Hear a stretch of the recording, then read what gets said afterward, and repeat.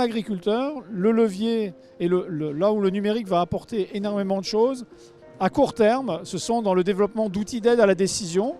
adaptés au numérique. Il y a de nombreux outils d'aide à la décision qui sont dédiés à la protection des cultures et avec la protection des cultures basée sur la chimie. La protection des cultures utilisant les produits de biocontrôle, ce n'est pas une substitution exacte et donc ces outils d'aide à la décision évoluent pour prendre en compte les caractéristiques du biocontrôle.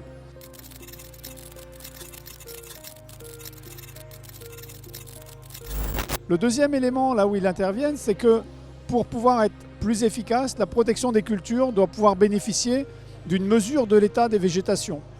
Et donc on voit se développer aujourd'hui des capteurs qui permettent de quantifier et de qualifier la pression phytosanitaire, la pression de maladie, la pression de bioagresseurs qu'il y a sur une culture. Et donc ça, c'est en train de se développer et on le voit aussi dans le lien qui est fait entre la pression et les états de température, d'humidité, et donc le lien avec l'ensemble des stations météorologiques.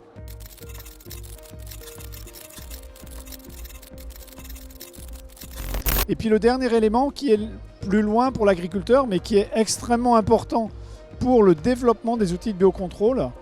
c'est en fait l'ensemble de la connaissance qui est produite, en particulier quand vous faites des analyses de micro-organismes et l'analyse de grandes bases, comme par exemple ce que l'on a sur le microbiote des plantes. Pour étudier ça, on a besoin énormément de ressources numériques et donc de bioinformatique pour créer, pour cribler, décrire et puis donc créer les solutions de demain.